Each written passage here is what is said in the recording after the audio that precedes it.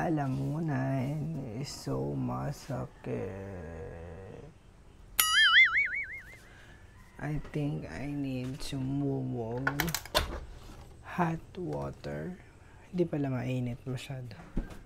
Maligam-gam lang. With salt.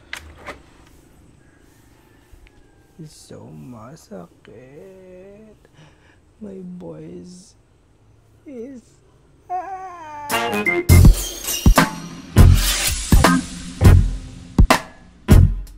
Si Tita Myrna ay nakababa na. Maga pa yung gumising. Ganyan siguro talaga pag may edad na. Honey.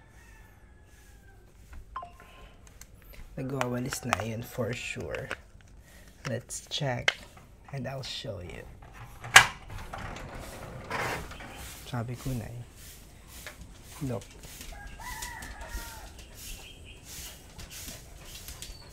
Di baga, magap siyang magwalis. That's her favorite.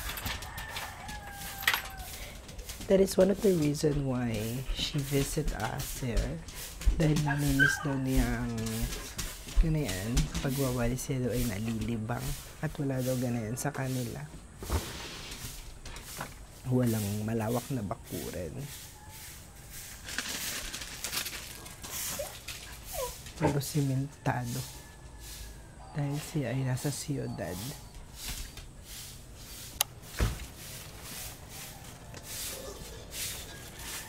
Isa lang?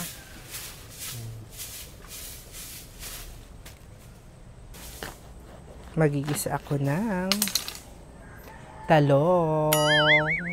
Huwag mo na walisin doon, tita. Huwag mo na pong walisin. Hindi, walisin doon. Pagtapos na din. Yeah. Ayaw magpahiwat ni Tita Mir ng magwalis. Magwalis ka na din hanggang doon sa kapitbahay. The sikat ng araw is very, very wonderful. That is why ibibilad na uli natin ang mga buto ng kakao. To be continued ang pagtutuyo na ito.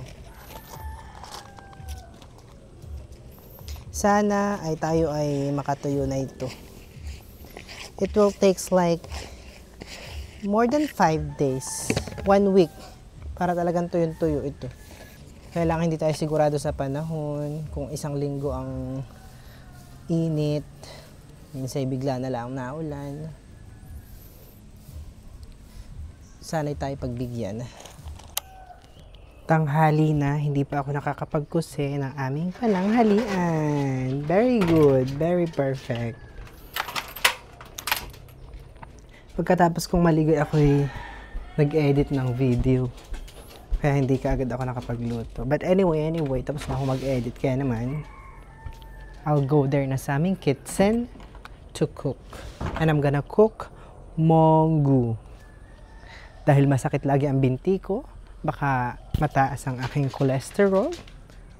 Ang munggo daw ay nakakatulong para mapababa ang cholesterol level ng katawan because it has fiber. Sabi. Akit ka po, tita? Ha. Gutom ka na, tita? Bago pa lang akong magluluto. Sino kaya sa mga alaga kong pusa ang nakadanggil ng basong ito at nabasag? Very perfect naman. Nababasag na kayo ng kagamitan, ha? Baka gusto ninyong kayo'y maibek sa bahay ko. Magmemerenda kami ng Tita Chari ng sopas! It's gabi na. And look, oh, my hair is, very dry. Katatapos namin ni Chong mag-shoot ng isang content. Wala lang. Naisipan ko lang gumawa ng content.